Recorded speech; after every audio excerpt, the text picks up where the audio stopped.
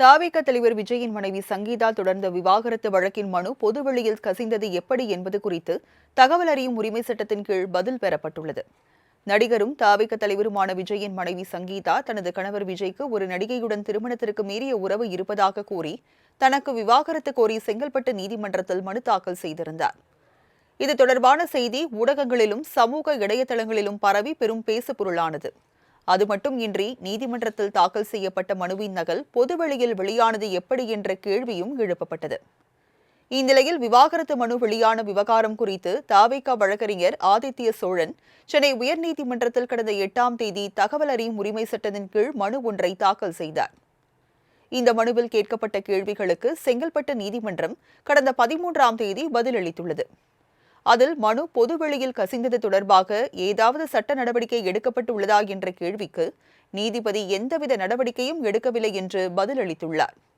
மனுதாரர் இன் camera proceeding கேட்டுள்ளார். இருந்தபொழுதும் மனு கசிந்து உள்ளது. இதற்கு மனுதாரர் தரப்பில் இருந்து ஏதாவது புகார் மனு அளிக்கப்பட்டு உள்ளதா என்ற கேள்விக்கு நடவடிக்கை கோரி எந்த புகாரும் மனுதாரர் தரப்பில் கொடுக்கவில்லை என்று நீதிபதி பதிலளித்துள்ளார்.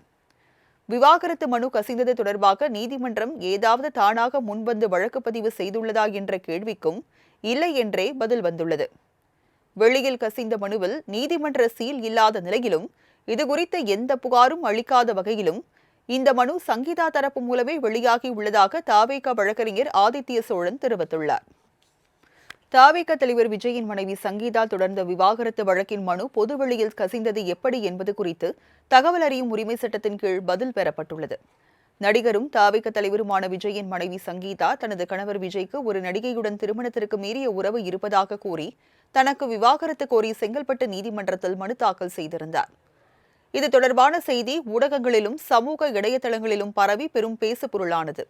அது மட்டும் இன்றி நீதிமன்றத்தில் தாக்கல் செய்யப்பட்ட மனுவின் நகல் பொதுவெளியில் வெளியானது எப்படி என்ற கேள்வியும் எழுப்பப்பட்டது.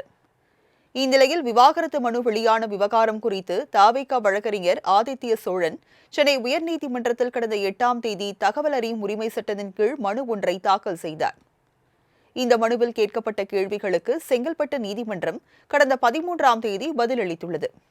அதில் மனு பொதுவெளியில் கசிந்தது தொடர்பாக ஏதாவது சட்ட நடவடிக்கை எடுக்கப்பட்டு உள்ளதா என்ற கேள்விக்கு நீதிபதி எந்தவித நடவடிக்கையும் எடுக்கவில்லை என்று பதிலளித்துள்ளார். மனுதாரர் இன் கேமரா புரோசீடிங் கேட்டுள்ளார். இருந்தபொழுதும் மனு கசிந்து உள்ளது. இதற்கு மனுதாரர் தரப்பில் இருந்து ஏதாவது புகார் மனு அளிக்கப்பட்டு உள்ளதா என்ற கேள்விக்கு நடவடிக்கை கோரி எந்த புகாரும் மனுதாரர் தரப்பில் கொடுக்கவில்லை என்று நீதிபதி பதிலளித்துள்ளார். விவாகரத்து மனு கசிந்தது தொடர்பாக நீதிமன்றம் ஏதாவது தானாக முன்வந்து வழக்கு பதிவு செய்துள்ளதா என்ற கேள்விக்கும் இல்லை என்றே பதில் வந்துள்ளது.